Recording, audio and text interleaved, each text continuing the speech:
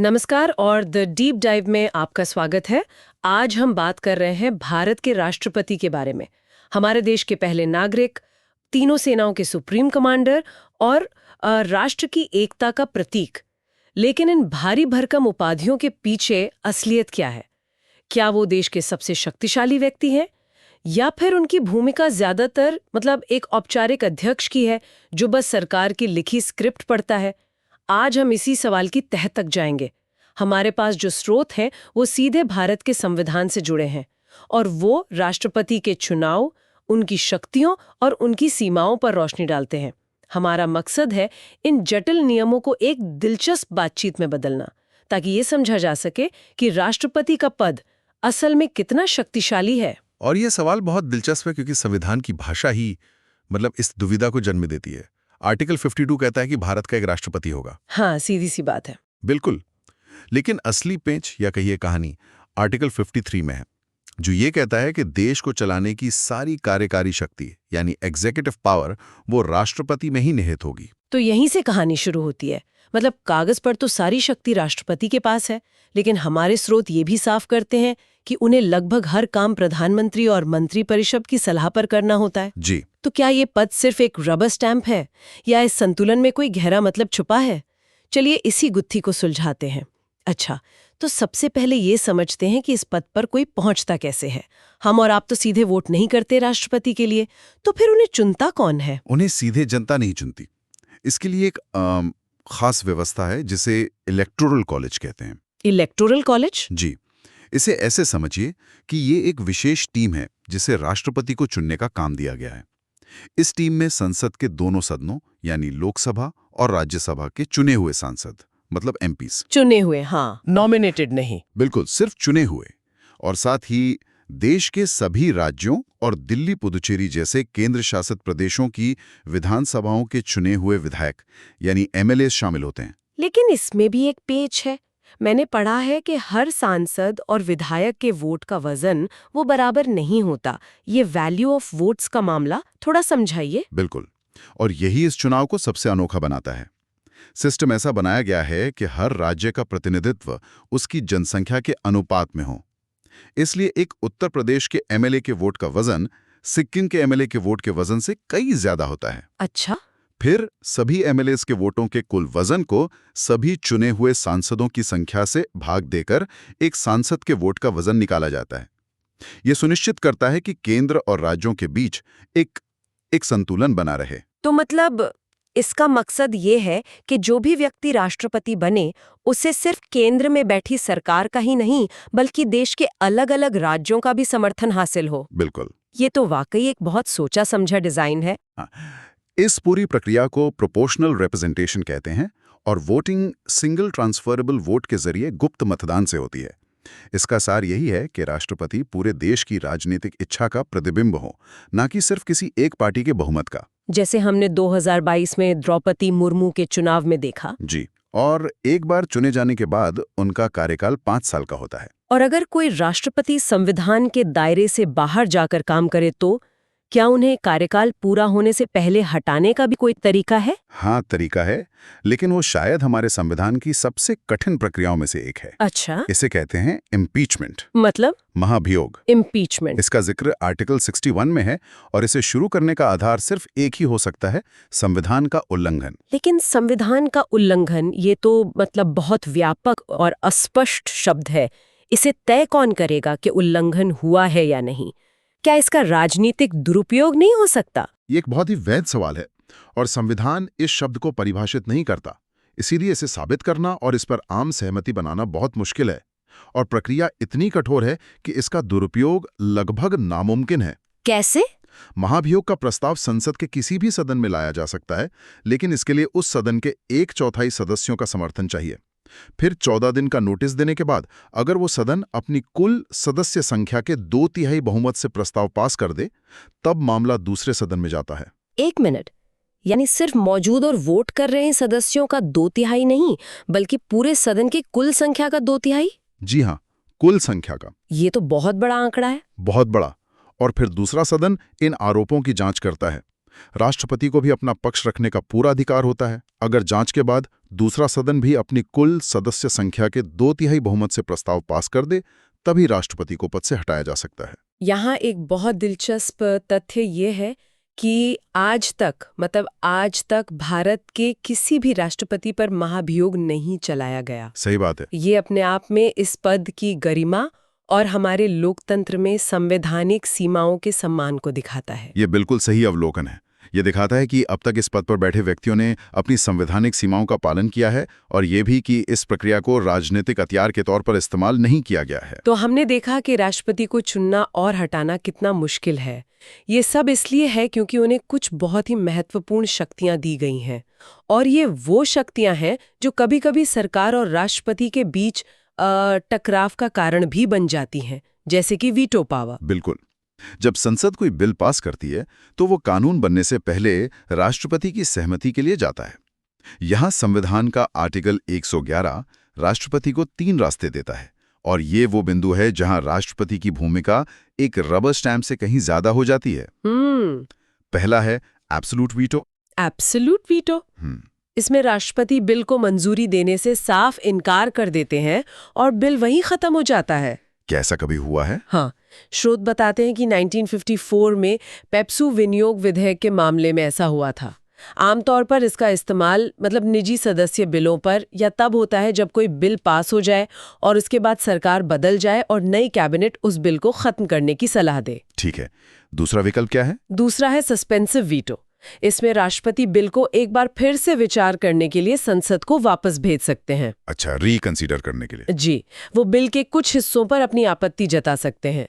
ये एक तरह से संसद को अपने फैसले पर दोबारा सोचने का मौका देना है। लेकिन अगर संसद फिर भी अपनी बात पर अड़ी रहे तो फिर राष्ट्रपति को उस पर अपनी सहमति देनी ही पड़ेगी। अच्छा, तब वो बाध्य हैं। हाँ, अगर संसद उस बिल को बिना किसी बदलाव के भी दोबारा पास करके भेज देती है तो राष्ट्रपति उसे रोक नहीं सकते। और अब तीसरा, जो मुझे सबसे दिलचस्प लगता है, पॉकेट वीटो। हाँ, पॉकेट वीटो। हाँ, ये राष्ट्रपति की सबसे अनोखी और ताकतवर शक्तियों में से एक है। इसमें राष्ट्रपति बिल पर कोई फैसला ही नहीं लेते। ना वो हाँ कहते हैं, ना और ना ही उसे वापस भेजते हैं। वो बस उसे अनिश्चित काल के लिए अपनी मेज पर रख लेते हैं। और मजेदार बात यह है कि हमारे संविधान में इसके लिए कोई समय सीमा नहीं है। बिल्कुल। अमेरिकी राष्ट्रपति को तो शायद 10 दिन में फैसला लेना होता है। जी, लेकिन भारत के राष्ट्रपति के पास असीमित समय है। और इसका सबसे प्रसिद्ध उदाहरण है 1986 का भारतीय डाकघर संशोधन विधेयक। हाँ, ज्ञानी ज़ैल सिंह वाला मामला। बिल्कुल। उस समय की कहानी भी बड़ी दिलचस्प है। तत्कालीन राष्ट्रपति ज्ञानी ज़ैल सिंह और प्रधानमंत्री राजीव गांधी के बीच रिश्ते कुछ ठीक नहीं चल रहे थे। सरकार ये बिल लाना चाहती थी जिससे सरकार को नागरिकों की चिट्ठियों को बीच में ही खोलकर पढ़ने का अधिकार मिल जाता। इस पर तो बहुत विवाद हुआ था। बहुत। जब बिल राष्ट्रपति के पास आया तो ज्ञानी ज़ैल सिंह ने ना तो उस पे हाँ कहा, ना उसे वापस भेजा। उन्होंने बस उसे अपनी जेब में रख लिया और वो बिल कभी कानून नहीं बन पाया। कमाल है। ये दिखाता है कि कैसे एक नाम मात्र का प्रमुख भी अपनी चुप्पी से सरकार को रोक सकता है। बिल्कुल। ये तो वाकई कमाल का उदाहरण है। अब एक और शक्ति की बात करते हैं जो अक्सर चर्चा में रहती है, अध्यादेश या ऑर्डिनेंस जारी करने की शक्ति। ये मुझे हमेशा से थोड़ी विवादास्पद लगती है। हाँ। क्या ये एक तरह से संसद को बाईपास करने का रास्ता नहीं है, खासकर जो सरकार को पता हो कि कोई बिल पास करवाना मुश्किल होगा? आपका सवाल बिल्कुल जायज है और इस पे अक्सर बहस होती है। संविधान का आर्टिकल 123 राष्ट्रपति को ये शक्ति देता है, लेकिन कुछ शर्तों के साथ। पहली और सबसे बड़ी शर्त यह है कि अध्यादेश तभी जारी किया जा सकता है जब संसद का कोई भी सदन सत्र में ना हो। ठीक है। और दूसरी शर्त यह है कि सरकार को ये लगना चाहिए कि हालात ऐसे हैं कि तत्काल कार्रवाई जरूरी है। तो ये एक तरह का अस्थायी कानून हुआ। एकदम सही। इसकी ताकत और असर संसद के बनाए कानून के बराबर ही होता है। लेकिन जैसे ही संसद का सत्र दोबारा शुरू होता है, इस अध्यादेश को 6 हफ्तों के अंदर दोनों सदनों से पास करवाना जरूरी होता है। अगर ऐसा नहीं होता तो वो अध्यादेश अपने आप खत्म हो जाता है। अच्छा। तो ये संसद को बाईपास करने का कोई स्थायी तरीका नहीं है। ये आपातकालीन स्थितियों के लिए एक व्यवस्था है। हालांकि इसके राजनीतिक इस्तेमाल पर हमेशा सवाल उठते रहे हैं। सही बात है। और आखिर में बात करते हैं राष्ट्रपति की क्षमादान शक्तियों की, यानी पार्डनिंग पावर्स। आर्टिकल 72 ये एक ऐसी शक्ति है जिसमें कानून के साथ साथ मतलब नैतिकता और दया का भाव भी जुड़ा है। हाँ, ये एक बहुत ही संवेदनशील शक्ति है। इसके तहत राष्ट्रपति किसी भी दोषी की सजा को माफ कर सकते हैं या बदल सकते हैं, खासकर उन मामलों में जहां सजा किसी केंद्रीय कानून के तहत हुई हो, मिलिट्री कोर्ट ने सजा दी हो या फिर सजाए मौत हो। स्रोत बताते हैं कि इसमें भी कई तरह के विकल्प होते हैं, सिर्फ माफी नहीं। हाँ, इसे सिर्फ माफी समझना अधूरा होगा। इसमें कई परतें हैं। राष्ट्रपति सजा को पूरी तरह माफ पार्डन कर सकते हैं, जिससे दोषी हर तरह के आरोपों से बरी हो जाता है। अच्छा। वो सजा के अमल पर अस्थायी रोक यानी रिप्रीव लगा सकते हैं, खासकर मौत की सजा पर, ताकि दया याचिका पर विचार हो सके। किसी खास परिस्थिति जैसे दोषी महिला के गर्भवती में सजा को कम किया जा सकता है, या फिर सजा की प्रकृति बदले बिना उसकी अवधि घटाई जा सकती है, जैसे 2 साल की जेल को 1 साल करना। और आखिर में सजा की प्रकृति को ही बदला जा सकता है, जैसे मौत की सजा को उम्र कैद में बदलना। लेकिन क्या ये फैसले राष्ट्रपति अपने विवेक से लेते हैं या इसमें भी सरकार की सलाह शामिल होती है? स्रोत में राष्ट्रपति एपीजे अब्दुल कलाम का उदाहरण है, जिन्होंने कई दया याचिकाओं पर फैसला लेने में काफी समय लगाया था। इससे लगता है कि ये प्रक्रिया काफी जटिल है। ये फैसले सिर्फ कानूनी नहीं होते, इनमें गहरे नैतिक और सामाजिक पहलू भी जुड़े होते हैं। सुप्रीम कोर्ट ने भी ये साफ किया है कि राष्ट्रपति को इन शक्तियों का इस्तेमाल मंत्रिपरिषद की सलाह पर ही करना होता है। तो सलाह तो लेनी पड़ती है। जी, लेकिन दया याचिकाएं अक्सर राष्ट्रपति और सरकार के बीच विचार विमर्श का एक जटिल मुद्दा बन जाती हैं। राष्ट्रपति कलाम का मामला यही दिखाता है कि कई बार इन पर फैसला लेना कितना मुश्किल हो सकता है, खासकर जब मामला किसी की जिंदगी और मौत का हो। बिल्कुल, अंतिम जिम्मेदारी राष्ट्रपति की ही मानी जाती है। तो इन सब बातों का मतलब क्या निकलता है? आज की चर्चा के बाद हम राष्ट्रपति के पद को कैसे देखें? मेरे हिसाब से निष्कर्ष ये है कि राष्ट्रपति नॉमिनल हेड यानी नाममात्र के प्रमुख जरूर हैं, और असली राजनीतिक शक्ति प्रधानमंत्री और उनकी कैबिनेट के पास ही है। लेकिन नाममात्र का मतलब शक्तिहीन नहीं है, ये समझना बहुत जरूरी है। राष्ट्रपति का पद महज एक सजावटी पद नहीं है। तो वो रबर स्टैंप नहीं है? बिल्कुल नहीं। उनकी वीटो पावर, अध्यादेश जारी करने की शक्ति और क्षमादान की शक्ति, ये सब दिखाता है कि वो सिर्फ सरकार के फैसलों पर मोहर नहीं लगाते। वो संविधान के रक्षक हैं। बिल्कुल, उनका पद एक तरह का संवैधानिक सेफ्टी वॉल्व है। वो ये सुनिश्चित करते हैं कि बहुमत वाली सरकार अपनी शक्तियों का बेहिसाब इस्तेमाल ना करे। वो एकता, वैधता और स्थिरता का प्रतीक हैं, जो दलीय राजनीति से ऊपर उठकर पूरे राष्ट्र का प्रतिनिधित्व करते हैं। बिल्कुल, तो राष्ट्रपति का पद सिर्फ एक औपचारिक पद नहीं है, बल्कि ये भारतीय लोकतंत्र के ताने बाने का एक अनिवार्य हिस्सा है, जो संतुलन और स्थिरता प्रदान करता है।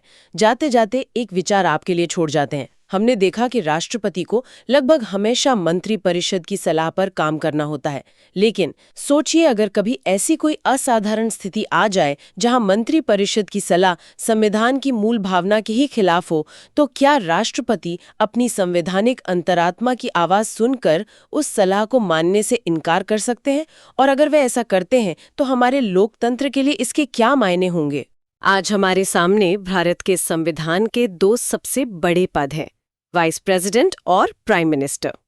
हमारे पास कुछ कॉन्स्टिट्यूशनल आर्टिकल्स और नोट्स हैं, और आज हम ये समझने की कोशिश करेंगे कि कागज पर लिखी शक्ति और असल में इस्तेमाल होने वाली शक्ति में क्या फर्क है। एक पद जो संवैधानिक रूप से बहुत ऊंचा है और दूसरा जो राजनीतिक रूप से सबसे शक्तिशाली है। और ये फर्क ही आप कह सकते हैं कि भारत के पार्लियामेंट्री सिस्टम का दिल है। अच्छा। संविधान ने एक ढांचा तैयार किया है, लेकिन राजनीति उसे रोज एक नया आकार देती है। तो आज की चर्चा इसी ढांचे और असलियत के बीच के रिश्ते को समझने की है कि पावर ऑन पेपर और पावर इन प्रैक्टिस कैसे काम करती है। ठीक है, तो चलिए इसे परत दर परत समझने की कोशिश करते हैं। शुरुआत करते हैं उपराष्ट्रपति यानी वाइस प्रेसिडेंट से। चलिए। आर्टिकल 63 बस इतना कहता है कि there shall be a vice president of India. बिल्कुल। भारत का दूसरा सबसे बड़ा कॉन्स्टिट्यूशनल पद। लेकिन जब हम इनके काम को देखते हैं तो वो काफी दिलचस्प है। ज्यादातर समय ये प्रेसिडेंट वाला कोई काम नहीं करते। बिल्कुल, उनका सबसे नियमित और महत्वपूर्ण काम आर्टिकल 64 में दिया गया है। ओके। और वो है राज्यसभा यानी संसद के अपर हाउस के एक्स ऑफिशियो चेयरमैन के तौर पर काम करना। जब तक प्रेसिडेंट का पद खाली नहीं होता, तब तक उनका प्राइमरी रोल राज्यसभा की कार्यवाही को चलाना ही है। ये एक्स ऑफिशियो शब्द बड़ा इंटरेस्टिंग है। इसका मतलब है कि जो भी व्यक्ति वाइस प्रेसिडेंट के पद पर चुना जाएगा वो अपने आप by virtue of that office Rajya Sabha का चेयरमैन भी बन जाएगा। एग्जैक्टली। ये दो अलग अलग नौकरियां नहीं है, बल्कि एक ही पद से जुड़ी दोहरी जिम्मेदारी है। तो चेयरमैन के तौर पर उनका काम क्या होता है? क्या वो एक तरह से सदन के स्पीकर जैसे हैं? हाँ, आप कह सकती हैं कि वो सदन के अंपायर या रेफरी हैं। उनका काम सदन में डिसिप्लिन और ऑर्डर बनाए रखना है, डिबेट्स का संचालन करना है, अच्छा। बिल्स पर वोटिंग करवाना है और ये पक्का करना है कि सब कुछ नियमों के हिसाब से हो। ये एक बहुत बड़ी जिम्मेदारी है क्योंकि राज्यसभा राज्यों का प्रतिनिधित्व करती है और यहाँ बनने वाले कानूनों पर गहरी बहस होती है। उसे दिशा देना चेयरमैन का काम है। तो ज्यादातर समय वाइस प्रेसिडेंट का काम राज्यसभा चलाना है। लेकिन क्या होता है अगर प्रेसिडेंट का पद अचानक खाली हो जाए? मान लीजिए मृत्यु, इस्तीफे या इम्पीचमेंट की वजह से। क्या देश बिना मुखिया के रह जाता है? हमारे सोर्स मटेरियल में आर्टिकल 65 इसी स्थिति के बारे में बताता है और ये काफी नाटकीय लगता है। हाँ, और यहीं पर वाइस प्रेसिडेंट के पद की डोमिनेंट पावर जो है वो एक्टिव हो जाती है। अच्छा, डोमिनेंट पावर। आर्टिकल 65 एक कॉन्स्टिट्यूशनल सेफ्टी वाल्व की तरह है। अगर प्रेसिडेंट का पद खाली होता है तो वाइस प्रेसिडेंट तुरंत एक्टिंग प्रेसिडेंट के तौर पे काम करना शुरू कर देते हैं। तुरंत? इमीडिएटली। लेकिन ये एक टेम्परेरी अरेंजमेंट है। संविधान कहता है कि ये व्यवस्था ज्यादा से ज्यादा 6 महीने तक चल सकती है, जिसके अंदर नए प्रेसिडेंट का चुनाव करवाना अनिवार्य है। इसका कोई बड़ा उदाहरण हमारे राजनीतिक इतिहास में हुआ है जब ये सेफ्टी वाल्व इस्तेमाल हुआ हो? बिल्कुल। इसका सबसे क्लासिक एग्जाम्पल 1969 में देखने को मिला। 1969? तब प्रेसिडेंट जाकिर हुसैन की पद पर रहते हुए मृत्यु हो गई थी। उस समय वाइस प्रेसिडेंट वीवी गिरी ने एक्टिंग प्रेसिडेंट का पद संभाला। बाद में उन्होंने प्रेसिडेंट का चुनाव लड़ने के लिए इस्तीफा दे दिया, जिससे एक और कॉन्स्टिट्यूशनल क्राइसिस की स्थिति बनी। लेकिन ये दिखाता है कि ये व्यवस्था कितनी जरूरी है ताकि देश का शीर्ष पद एक दिन के लिए भी खाली ना रहे। एक मिनट, मुझे ये बात थोड़ी उलझा रही है। जब प्रेसिडेंट और वाइस प्रेसिडेंट दोनों इतने महत्वपूर्ण पद हैं, तो इनके चुनाव का तरीका इतना अलग क्यों रखा गया है? ये बहुत अच्छा सवाल है। आर्टिकल 66 कहता है कि वाइस प्रेसिडेंट के चुनाव में सिर्फ लोकसभा और राज्यसभा के एमपीज वोट करते हैं। प्रेसिडेंट के चुनाव की तरह राज्यों के एमएलएज इसमें शामिल नहीं होते। इसके पीछे क्या सोचती? देखिए, इसका जवाब इन दोनों पदों के रोल के फर्क में छिपा है। प्रेसिडेंट के चुनाव में एमएलएज इसलिए वोट करते हैं क्योंकि प्रेसिडेंट पूरे भारतीय संघ यानी केंद्र और राज्य दोनों के प्रमुख हैं। राइट। वो फेडरल स्ट्रक्चर के मुखिया हैं। लेकिन वाइस प्रेसिडेंट के चुनाव से एमएलएज को बाहर रखना एक सोचा समझा कॉन्स्टिट्यूशनल डिजाइन है। ये इस बात पर जोर देता है कि वाइस प्रेसिडेंट का मुख्य काम दिल्ली में है, संसद के ऊपरी सदन राज्यसभा को चलाना। उनका रोल नेशनल है, फेडरल नहीं। अच्छा, तो उनका चुनाव उनके काम से जुड़ा हुआ है। ये बहुत दिलचस्प है। और उन्हें हटाने की प्रक्रिया भी प्रेसिडेंट के इम्पीचमेंट जितनी जटिल नहीं है। नहीं, बिल्कुल नहीं। वाइस प्रेसिडेंट को हटाने की प्रक्रिया भी राज्यसभा से ही शुरू होती है। वहीं से? हाँ, राज्यसभा में एक रेजोल्यूशन पास करके उन्हें हटाया जा सकता है, जिसके लिए इफेक्टिव मेजॉरिटी की जरूरत होती है और उस रेजोल्यूशन पर लोकसभा की सहमति जरूरी है। ये फिर से इस बात को रेखांकित करता है कि उनका पद सीधे तौर पर राज्यसभा से जुड़ा हुआ है। तो वाइस प्रेसिडेंट का पद व्यवस्था में एक तरह की स्थिरता और निरंतरता लाता है। वो राज्यसभा के गार्डियन भी हैं और एक स्टैंड बाय प्रेसिडेंट भी, जो जरूरत पड़ने पर देश को संभालते हैं। बिल्कुल। लेकिन जब हम सरकार के रोजमर्रा के फैसलों, नीतियों और असली ताकत की बात करते हैं, तो नजर एक दूसरे पद पर जाती है जो सीधे तौर पर जनता के जनादेश से अपनी शक्ति खींचता है, प्राइम मिनिस्टर। बिल्कुल। और यहां से हम पावर ऑन पेपर से पावर इन प्रैक्टिस की तरफ बढ़ते हैं। आर्टिकल 74 कहता है कि प्रेसिडेंट को सलाह देने के लिए काउंसिल ऑफ मिनिस्टर्स होगी, जिसका प्रमुख प्राइम मिनिस्टर होगा। लेकिन यहाँ सलाह शब्द थोड़ा भ्रामक है। 42nd और 44th अमेंडमेंट्स के बाद ये साफ कर दिया गया कि प्रेसिडेंट इस सलाह को मानने के लिए बाध्य हैं। बाध्य है मतलब मैंडेटरी है। मैंडेटरी। वो एक बार पुनर्विचार के लिए कह सकते हैं, लेकिन अगर काउंसिल ऑफ मिनिस्टर्स वही सलाह दोबारा देती है तो उन्हें माननी ही पड़ेगी। तो असल में सारी एग्जीक्यूटिव पावर प्राइम मिनिस्टर और उनकी काउंसिल ऑफ मिनिस्टर्स के पास है। प्रेसिडेंट एक नॉमिनल हेड है, जबकि पीएम रियल एग्जीक्यूटिव हेड है। एग्जैक्टली। आर्टिकल 75 कहता है कि प्रेसिडेंट प्राइम मिनिस्टर को अपॉइंट करते हैं। सुनने में तो लगता है कि ये प्रेसिडेंट का विशेषाधिकार है, पर क्या उनके पास सच में कोई चॉइस होती है? ज्यादातर मामलों में नहीं। पार्लियामेंट्री कन्वेंशन के हिसाब से प्रेसिडेंट उसी व्यक्ति को प्राइम मिनिस्टर अपॉइंट करने के लिए बाध्य हैं जिसके पास लोकसभा में बहुमत यानी मेजॉरिटी हो। अच्छा। वो अपनी मर्जी से किसी को नहीं चुन सकते। हाँ, अगर किसी भी पार्टी या गठबंधन को स्पष्ट बहुमत नहीं मिलता, जिसे हंग पार्लियामेंट कहते हैं, तब प्रेसिडेंट का विवेक और भूमिका बहुत महत्वपूर्ण हो जाती है। राइट। लेकिन सामान्य स्थिति में जनादेश ही तय करता है कि पीएम कौन बनेगा। और एक बार पीएम अपॉइंट हो गए तो वो अपनी टीम चुनते हैं। प्रेसिडेंट पीएम की सलाह पर ही बाकी मंत्रियों को अपॉइंट करते हैं। हाँ। और यही टीम, ये काउंसिल ऑफ मिनिस्टर्स, देश चलाती है। यहीं पर कलेक्टिव रिस्पॉन्सिबिलिटी का सिद्धांत आता है, जो हमारे सोर्सेस के मुताबिक पार्लियामेंट्री सिस्टम की आत्मा है। ये है क्या? इसे एक जहाज की तरह समझिए। ओके। प्राइम मिनिस्टर कप्तान है और बाकी मंत्री क्रू मेंबर्स। अगर जहाज अच्छा चल रहा है तो श्रेय सबका है, और अगर जहाज डूबता है तो सिर्फ एक क्रू मेंबर नहीं बल्कि पूरा क्रू कप्तान के साथ डूबता है। बिल्कुल। कोई ये नहीं कह सकता कि गलती तो इंजन रूम वाले की थी, मेरी नहीं। लोकसभा के लिए पूरी सरकार एक इकाई है। किसी एक मंत्री का फैसला या बयान पूरी सरकार का फैसला या बयान माना जाता है। All for one and one for all वाला हिसाब है, आप कह सकते हैं। तो अगर सरकार ये जिम्मेदारी नहीं निभा पाती, मतलब लोकसभा का विश्वास खो देती है, तब क्या होता है? तब पूरे जहाज को डूबना पड़ता है। मतलब? अगर लोकसभा में सरकार के खिलाफ नो कॉन्फिडेंस मोशन पास हो जाता है तो प्राइम मिनिस्टर समेत पूरी काउंसिल ऑफ मिनिस्टर्स को इस्तीफा देना पड़ता है। ये सरकार पर संसद का सबसे बड़ा और सबसे शक्तिशाली नियंत्रण है। अच्छा। ये पक्का करता है कि सरकार हमेशा जनता के चुने हुए प्रतिनिधियों के प्रति जवाबदेह रहे। इसका कोई नाटकीय उदाहरण है हमारे इतिहास में? इसका सबसे नाटकीय उदाहरण शायद 1979 में देखने को मिला। ओके। मोरारजी देसाई की जनता पार्टी सरकार, जो इमरजेंसी के बाद बनी पहली गैर कांग्रेसी सरकार थी, अंदरूनी कलह और खींचतान से जूझ रही थी।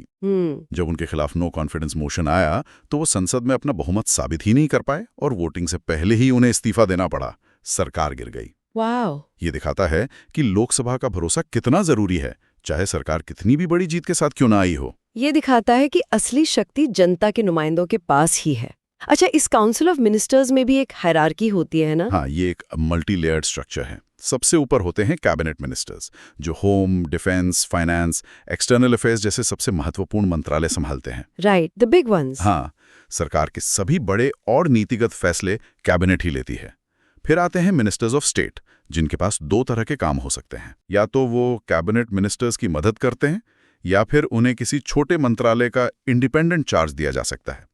और सबसे आखिर में होते हैं डेप्टी मिनिस्टर्स, जिनका कोई अलग मंत्रालय नहीं होता, वो सिर्फ सीनियर मिनिस्टर्स को उनके प्रशासनिक कामों में असिस्ट करते हैं। हमारी सोर्स मटेरियल में एक और बड़ा दिलचस्प कॉन्सेप्ट है, किचन कैबिनेट। हाँ, ये तो संविधान में कहीं नहीं लिखा। ये क्या चीज है? नहीं, ये कोई फॉर्मल या कॉन्स्टिट्यूशनल बॉडी नहीं है, इसीलिए इसे किचन कैबिनेट या इनर कैबिनेट जैसा इनफॉर्मल नाम दिया गया है। अच्छा। ये प्राइम मिनिस्टर के सबसे भरोसेमंद 2-4 सीनियर मिनिस्टर्स और कभी-कभी बाहर के सलाहकारों का एक छोटा अनौपचारिक ग्रुप होता है। पीएम अक्सर सबसे जरूरी और संवेदनशील मुद्दों पर पहले इसी छोटे ग्रुप से सलाह मशवरा करते हैं। तो क्या ये फॉर्मल कैबिनेट से भी ज्यादा शक्तिशाली हो सकता है? कई बार हो जाता है। इसका एक क्लासिक उदाहरण इंदिरा गांधी के समय का उनका कोर ग्रुप माना जाता है। अच्छा। जिसमें पीएन हक्सार जैसे सलाहकार और वाईबी चौहान जैसे वरिष्ठ मंत्री शामिल थे। ये ग्रुप बहुत शक्तिशाली था और कहा जाता है कि सरकार के कई बड़े फैसले, जैसे बैंकों का राष्ट्रीयकरण, पहले इसी इनर सर्कल में लिए गए और बाद में उन्हें फॉर्मल कैबिनेट के सामने मंजूरी के लिए रखा गया। वाओ। ये दिखाता है कि शक्ति का केंद्र हमेशा फॉर्मल स्ट्रक्चर्स में नहीं होता। इनफॉर्मल रिलेशनशिप्स भी बहुत मायने रखते हैं। तो आज की इस पूरी चर्चा का सार क्या निकलता है? एक तरफ वाइस प्रेसिडेंट है, जिनका पद संवैधानिक रूप से बहुत ऊंचा है, जो व्यवस्था को स्थिरता देते हैं। सही है। और दूसरी तरफ प्राइम मिनिस्टर है, जिनके हाथ में असली एग्जीक्यूटिव पावर है। बिल्कुल। सार ये है कि भारत का सिस्टम चेक्स एंड बैलेंसेस पर बना है। वाइस प्रेसिडेंट राज्यसभा के चेयरमैन के तौर पर यह सुनिश्चित करते हैं कि कानून बनाने की प्रक्रिया में राज्यों की आवाज को अनसुना न किया जाए। वो एक तरह से लेजिस्लेटिव प्रोसेस के मॉडरेटर हैं। दूसरी तरफ प्राइम मिनिस्टर और उनकी काउंसिल ऑफ मिनिस्टर्स लोकसभा के प्रति अपनी कलेक्टिव रिस्पॉन्सिबिलिटी के जरिए सीधे जनता के प्रति जवाबदेह हैं। तो एक पद निरंतरता का प्रतीक है। हाँ। और दूसरा राजनीतिक इच्छा शक्ति और जनादेश का। और ये दोनों मिलकर ही हमारी पार्लियामेंट्री डेमोक्रेसी को वो रूप देते हैं जो आज हमारे सामने है। एक तरफ संविधान के लिखे हुए नियम हैं और दूसरी तरफ वो कन्वेंशंस और प्रैक्टिसेस हैं जो समय के साथ विकसित हुई हैं। जैसे किचन कैबिनेट का कॉन्सेप्ट। बिल्कुल। और दोनों ही जरूरी हैं। संविधान कंकाल है और राजनीतिक प्रक्रियाएं उसमें मांस और खून भरती हैं। वाइस प्रेसिडेंट का पद जहां संवैधानिक शांति और स्थिरता सुनिश्चित करता है, वहीं प्राइम मिनिस्टर का पद देश को राजनीतिक नेतृत्व और दिशा देता है। इन दोनों के बीच का संतुलन ही व्यवस्था को चलायमान रखता है। आज की चर्चा के बाद हमारे लिसनर के लिए सोचने का एक सवाल ये है, जब किसी सरकार में एक इनफॉर्मल किचन कैबिनेट बहुत ज़्यादा शक्तिशाली हो जाता है, तो संविधान में लिखे कलेक्टिव रिस्पॉन्सिबिलिटी के औपचारिक सिद्धांत पर इसका क्या असर पड़ता होगा? क्या ये उस सामूहिक जिम्मेदारी को कमजोर करता है या उसे और धार देता है? नमस्कार। कभी सोचा है कि एक आइडिया जो शायद किसी के दिमाग में आता है, वो कैसे पूरे देश के लिए कानून बन जाता है? ये सफर ना एक बहुत ही पेचीदा मेज की तरह है, जिसके कई दरवाजे और रास्ते हैं। तो आज हम इसी मेज का नक्शा समझने वाले हैं। हम भारतीय लोकतंत्र के इंजन रूम यानी हमारी पार्लियामेंट की परतें खोलेंगे। हमारे पास कुछ बहुत ही बेहतरीन नोट्स हैं जिनकी मदद से हम जानेंगे कि पार्लियामेंट का ढांचा क्या है, लोकसभा और राज्यसभा की असली ताकत किसमें है, एक बिल कैसे कानून का रूप लेता है और कौन है वो शख्स जो सरकार का सबसे बड़ा कानूनी सलाहकार होता है। चलिए शुरू करते हैं। तो सबसे पहले बात करते हैं बिल्कुल बुनियादी ब्लूप्रिंट की। ज्यादातर लोग सोचते हैं कि पार्लियामेंट का मतलब है 2 सदन, लोकसभा और राज्यसभा। पर हमारे नोट्स कहते हैं कि आर्टिकल 79 के मुताबिक कहानी में एक और किरदार है। बिल्कुल, और ये किरदार सबसे अहम है। संसद के 3 हिस्से हैं, प्रेसिडेंट, काउंसिल ऑफ स्टेट्स यानी राज्यसभा और हाउस ऑफ द पीपल यानी लोकसभा। ये जानना बेहद जरूरी है क्योंकि प्रेसिडेंट सिर्फ एक फॉर्मल हेड नहीं है, वो लेजिस्लेटिव प्रोसेस का एक बहुत जरूरी हिस्सा है। कोई भी बिल, चाहे वो दोनों सदनों से पास ही क्यों ना हो जाए, तब तक कानून नहीं बन सकता जब तक प्रेसिडेंट उस पर अपनी सहमति, अपना असेंट ना दे दें। अच्छा, तो उनकी भूमिका सिर्फ मुहर लगाने की नहीं है? नहीं, बिल्कुल नहीं। वो कानून बनाने की प्रक्रिया का आखिरी और सबसे जरूरी चेक पॉइंट है। ठीक है, तो प्रेसिडेंट और 2 सदन, इन 2 सदनों के नाम तो हम सब ने सुने हैं, पर इनके बीच का फर्क ही असली पावर डायनामिक्स को तय करता है। चलिए पहले लोकसभा से शुरू करते हैं, जिसे हाउस ऑफ द पीपल भी कहते हैं। इसका नाम ही इसकी सबसे बड़ी ताकत बताता है। लोकसभा में 543 सदस्य होते हैं, जिन्हें हम और आप सीधे चुनते हैं। एग्जैक्टली, सरकार बनती है और अगर ये सदन चाहे तो सरकार को गिरा भी सकती है। इसका कार्यकाल 5 साल का होता है, लेकिन इसे समय से पहले भी भंग किया जा सकता है अगर सरकार अपना बहुमत खो दे। सही। संक्षेप में कहें तो देश की पॉलिटिकल पावर का केंद्र लोकसभा ही है। इतने सारे सदस्य, अलग अलग पार्टियों से, अलग अलग विचारों के साथ, इस पूरे सदन को चलाना तो बहुत ही मुश्किल काम होगा। आखिर इस पूरी कार्यवाही का अंपायर कौन होता है? इसके लिए होते हैं लोकसभा के स्पीकर। सदन के सदस्य अपने में से ही किसी एक को स्पीकर चुनते हैं। उनका काम है सदन की कार्यवाही को नियमों के हिसाब से चलाना, बहस का संचालन करना और डिसिप्लिन बनाए रखना। ठीक है। लेकिन उनकी एक शक्ति है जो उन्हें बेहद ताकतवर बनाती है, और वो 10th शेड्यूल यानी एंटी डिफेक्शन लॉ से जुड़ी है। एंटी डिफेक्शन लॉ यानी दल बदल विरोधी कानून, ये तो हमेशा खबरों में रहता है। इसमें स्पीकर का क्या रोल है? अगर कोई सांसद अपनी पार्टी बदलता है या पार्टी के व्हिप के खिलाफ वोट करता है, तो उसकी सदस्यता रद्द होगी या नहीं, इस पर आखिरी फैसला लेने का अधिकार स्पीकर का होता है। ओहो, ये तो बहुत बड़ी जिम्मेदारी है। बिल्कुल, क्योंकि उनका एक फैसला सदन में पार्टियों के संख्या बल को बदल सकता है और कभी-कभी तो सरकार का भविष्य भी तय कर सकता है। लेकिन यहाँ एक सवाल उठता है, स्पीकर खुद भी तो किसी न किसी पॉलिटिकल पार्टी से ही चुनकर आते हैं, तो क्या उनसे पूरी तरह से निष्पक्ष होने की उम्मीद की जा सकती है? ये भारतीय राजनीति का एक बहुत ही महत्वपूर्ण सवाल है। सैद्धांतिक रूप से स्पीकर चुने जाने के बाद उनसे अपनी पार्टी से ऊपर उठकर एक न्यूट्रल अंपायर की तरह काम करने की उम्मीद की जाती है। हालांकि ये भी सच है कि उनके फैसलों पर कई बार सवाल उठे हैं। यहाँ एक जरूरी बात यह है कि 1992 में सुप्रीम कोर्ट ने एक फैसले में यह साफ कर दिया था कि एंटी डिफेक्शन पर स्पीकर का फैसला जुडिशियल रिव्यू के दायरे में आता है। अच्छा, मतलब उनके फैसले को अदालतों में चुनौती दी जा सकती है। हाँ, ये एक जरूरी चेक एंड बैलेंस है। ठीक है, तो ये तो हुई लोकसभा की बात। अब आते हैं दूसरे सदन पर, Rajya Sabha, the council of states. इसे ऊपरी सदन या हाउस ऑफ एल्डर्स भी कहा जाता है। ये लोकसभा से कितना अलग है? जमीन आसमान का फर्क है। राज्यसभा में 245 सदस्य होते हैं और इन्हें जनता सीधे नहीं चुनती। इन्हें राज्यों के एमएलएस चुनते हैं, है ना? बिल्कुल, इसीलिए ये राज्यों के हितों का प्रतिनिधित्व करता है। लेकिन इसकी सबसे अनोखी बात यह है कि ये एक परमानेंट हाउस है, ये कभी भंग नहीं होता। परमानेंट हाउस, इसका क्या मतलब हुआ? इसका मतलब है कि लोकसभा की तरह इसका कार्यकाल एक साथ खत्म नहीं होता। इसके 1/3 सदस्य हर 2 साल में रिटायर होते हैं और उनकी जगह नए सदस्य आते हैं। ओह, ये तो काफी इंटरेस्टिंग है। इसका असली महत्व तब दिखता है जब लोकसभा भंग हो जाती है और देश में एक केयरटेकर गवर्नमेंट होती है। उस संकट या ट्रांजिशन के समय में भी देश के पास राज्यसभा के रूप में एक फंक्शनिंग लेजिस्लेटिव बॉडी होती है, जो राष्ट्रीय मुद्दों पर चर्चा कर सकती है। हाँ, ये देश के गवर्नेंस में एक कंटिन्यूटी, एक निरंतरता सुनिश्चित करता है। ये तो वाकई एक बेहतरीन सेफ्टी फीचर है।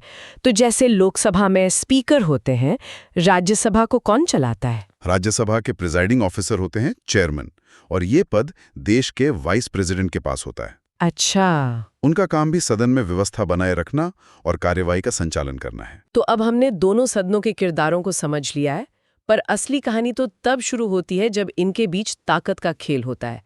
हमारे नोट्स में मनी बिल्स का जिक्र है और कहा गया है कि यहाँ पर सारी ताकत लोकसभा के पास है। ये मनी बिल आखिर है क्या? ये बहुत ही महत्वपूर्ण पॉइंट है। आर्टिकल 110 के तहत मनी बिल उन विधेयकों को कहते हैं जो सीधे तौर पर पैसे से जुड़े मामलों जैसे टैक्स लगाना या हटाना, सरकार की उधारी या भारत के कंसोलिडेटेड फंड से पैसा निकालने से संबंधित होते हैं। बिल्कुल, देश का सालाना बजट भी एक मनी बिल का ही रूप है और संविधान ये साफ कहता है कि मनी बिल सिर्फ और सिर्फ लोकसभा में ही पेश किया जा सकता है। सिर्फ लोकसभा में? राज्यसभा का इसमें कोई रोल नहीं? बहुत ही लिमिटेड। लोकसभा से पास होने के बाद मनी बिल राज्यसभा में जाता है, लेकिन राज्यसभा उसे रिजेक्ट नहीं कर सकती, ना ही उसमें कोई संशोधन कर सकती है। तो वो कर क्या सकती है? वो सिर्फ 14 दिनों के अंदर अपनी सिफारिशें दे सकती है। अब ये लोकसभा पर है कि वो उन सिफारिशों को माने या ना माने। और अगर 14 दिन में बिल वापस नहीं किया तो उसे दोनों सदनों से पास मान लिया जाता है। वाह! इस मामले में लोकसभा की शक्ति अनडिस्प्यूटेबल है। इसके पीछे सिद्धांत ये है कि जनता के पैसे पर फैसला लेने का हक उन्हीं प्रतिनिधियों का होना चाहिए जिन्हें जनता ने सीधे चुना है। लेकिन क्या इस पावर का कभी गलत इस्तेमाल हुआ है? क्या कभी ऐसा हुआ कि किसी सरकार ने एक सामान्य बिल को मनी बिल बताकर राज्यसभा को बाईपास करने की कोशिश की हो? ये बहुत ही रेलेवेंट और विवादित सवाल रहा है। इसका सबसे बड़ा उदाहरण आधार एक्ट 2016 है। उस समय सरकार ने आधार बिल को एक मनी बिल के तौर पर पेश किया था। अच्छा। विपक्ष का कहना था कि इसमें प्राइवेसी और डेटा से जुड़े कई ऐसे प्रावधान हैं जो मनी बिल की परिभाषा में नहीं आते, और सरकार ऐसा सिर्फ राज्यसभा को बाईपास करने के लिए कर रही है जहां उसके पास बहुमत नहीं था। और मामला कोर्ट तक भी गया था शायद? हाँ, मामला सुप्रीम कोर्ट तक भी गया। ये दिखाता है कि यह प्रावधान कितना शक्तिशाली और साथ ही कितना विवादास्पद हो सकता है। तो साधारण बिलों पर अगर दोनों सदनों में सहमति न बने तब क्या होता है? मान लीजिए लोकसभा ने एक बिल पास किया पर राज्यसभा ने उसे खारिज कर दिया, क्या वो बिल वहीं खत्म हो जाता है? नहीं, ऐसे डेडलॉक को तोड़ने के लिए संविधान में एक रास्ता है जिसे आर्टिकल 108 के तहत जॉइंट सिटिंग कहते हैं। Joint sitting? हाँ, ऐसे में प्रेसिडेंट दोनों सदनों की एक संयुक्त बैठक बुलाते हैं जहां सभी सदस्य एक साथ बैठकर बिल पर वोटिंग करते हैं। ये तो बहुत दिलचस्प है। क्या ऐसा कभी हुआ है? हाँ, भारतीय इतिहास में अब तक 3 बार जॉइंट सिटिंग बुलाई गई है। पहली बार 1961 में डाउरी प्रोहिबिशन बिल के लिए, दूसरी बार 1978 में banking service commission repeal bill के लिए, और तीसरी बार 2002 में प्रिवेंशन ऑफ टेररिज्म एक्ट यानी पोटा के लिए। लेकिन यहाँ भी एक पेंच है। हाँ, इस जॉइंट सिटिंग की अध्यक्षता लोकसभा के स्पीकर करते हैं। और चूंकि लोकसभा में सदस्यों की संख्या राज्यसभा से लगभग दोगुनी होती है, तो आमतौर पर सरकार का पलड़ा ही भारी रहता है और बिल पास हो जाता है। इसे आप एक तरह का टाई ब्रेकर मैच कह सकती हैं, जहां एक टीम के पास दूसरी टीम से दोगुने खिलाड़ी होते हैं। बिल्कुल सही कहा। तो अब हमें ये साफ हो गया है कि कानून बनाने की प्रक्रिया में कैसे दोनों सदन काम करते हैं। अब जरा बिल्स के प्रकार को भी समझ लेते हैं। मनी बिल के अलावा और कौन-कौन से बिल्स होते हैं? मोटे तौर पर 3 और तरह के बिल्स होते हैं। पहला है ऑर्डिनरी बिल, जो फाइनेंशियल मैटर्स के अलावा किसी भी विषय पर हो सकता है। जैसे राइट टू इन्फॉर्मेशन एक्ट। हाँ, वो एक ऑर्डिनरी बिल था। इसे किसी भी सदन में पेश किया जा सकता है। दूसरा है फाइनेंस बिल, जो मनी बिल जैसा ही होता है पर उसका दायरा थोड़ा बड़ा होता है। और तीसरा, जो शायद सबसे महत्वपूर्ण है, वो है कॉन्स्टिट्यूशन अमेंडमेंट बिल, यानी संविधान में संशोधन करने वाला बिल। बिल्कुल। आर्टिकल 368 के तहत जब संविधान के किसी प्रावधान को बदलना होता है तो ये बिल लाया जाता है। इसे भी किसी भी सदन में पेश किया जा सकता है, लेकिन इसे पास करने के लिए दोनों सदनों में स्पेशल मेजॉरिटी की जरूरत होती है। स्पेशल मेजॉरिटी मतलब सदन के कुल सदस्यों का बहुमत और मौजूद और वोट करने वाले सदस्यों का 2/3 बहुमत। ये तो काफी मुश्किल होगा। हाँ, और सबसे बड़ी बात, जब ये बिल पास होकर प्रेसिडेंट के पास जाता है तो उन्हें इस पर अपनी सहमति देनी ही पड़ती है। वो इसे रोक नहीं सकते। न तो रोक सकते हैं, न ही पुनर्विचार के लिए वापस भेज सकते हैं। तो हमने कानून बनाने की पूरी प्रक्रिया समझ ली, लेकिन सरकार इतने सारे कानूनी मामलों, कोर्ट केसेस और बिल बनाने की प्रक्रियाओं से गुजरती है। इन सब पर सरकार को सलाह कौन देता है? कोर्ट में सरकार का पक्ष कौन रखता है? यहाँ आते हैं भारत के अटॉर्नी जनरल। आर्टिकल 76 के तहत प्रेसिडेंट इनकी नियुक्ति करते हैं। ये देश के सर्वोच्च कानून अधिकारी यानी चीफ लीगल एडवाइजर होते हैं। इनकी क्वालिफिकेशन सुप्रीम कोर्ट का जज बनने के बराबर होनी चाहिए। इनका मुख्य काम भारत सरकार को कानूनी सलाह देना और सुप्रीम कोर्ट या हाई कोर्ट्स में सरकार का पक्ष रखना है। तो ये एक तरह से सरकार के वकील हुए। आप कह सकती हैं भारत के वकील, लेकिन उनकी भूमिका इससे कहीं ज्यादा दिलचस्प है और यहीं पर सिस्टम की खूबसूरती दिखती है। आर्टिकल 88 उन्हें एक बहुत ही अनोखा अधिकार देता है। एक मिनट, मतलब सरकार का टॉप लॉयर सांसदों के साथ बैठकर उन्हें लाइव लीगल एडवाइस दे सकता है, right in the middle of a debate. ये तो एक तरह का स्ट्रेटेजिक सुपर पावर है। बिल्कुल, ये एक स्ट्रेटेजिक सुपर पावर ही है। अटॉर्नी जनरल संसद के किसी भी सदन की कार्रवाई में बोल सकते हैं, हिस्सा ले सकते हैं, किसी पार्लियामेंट्री कमेटी के सदस्य भी बन सकते हैं, लेकिन वोट नहीं कर सकते। हाँ, क्योंकि वो चुने हुए सदस्य नहीं हैं।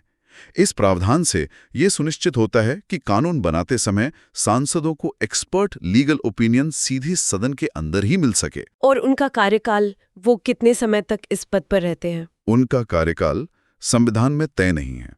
वो प्लेजर ऑफ द प्रेसिडेंट पर काम करते हैं, जिसका व्यवहारिक मतलब है कि वो सरकार की मर्जी तक अपने पद पर रहते हैं। अच्छा। जब सरकार बदलती है तो आमतौर पर अटॉर्नी जनरल भी इस्तीफा दे देते हैं ताकि नई सरकार अपनी पसंद का कानूनी सलाहकार चुन सके। तो आज हमने पार्लियामेंट के पूरे स्ट्रक्चर को समझा। लोकसभा की सीधी शक्ति, राज्यसभा का एक सेफ्टी वैल्व वाला रोल और प्रेसिडेंट की अंतिम मुहर। हमने ये भी देखा कि कैसे अलग अलग तरह के बिल्स, कानून बनते हैं और जॉइंट सिटिंग जैसे मैकेनिज्म्स कैसे डेडलॉक्स को तोड़ते हैं। और हमने अटॉर्नी जनरल की अनोखी भूमिका को भी जाना, जो सरकार के कानूनी सलाहकार और संसद की बहस के बीच एक पुल का काम करते हैं।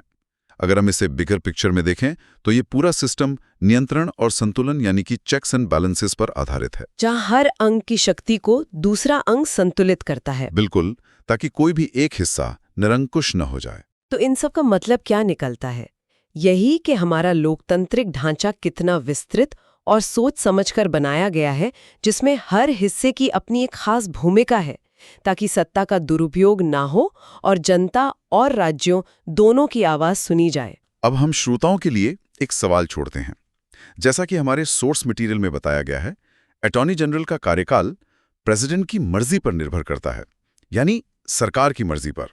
जरा सोचिए, इसका सरकार के सबसे बड़े कानूनी सलाहकार की स्वतंत्रता पर क्या असर पड़ सकता है, खासकर उन संवेदनशील मामलों में जहां सरकार खुद एक पार्टी हो और अटॉर्नी जनरल को एक निष्पक्ष कानूनी सलाह देनी हो। इस पर विचार कीजिएगा।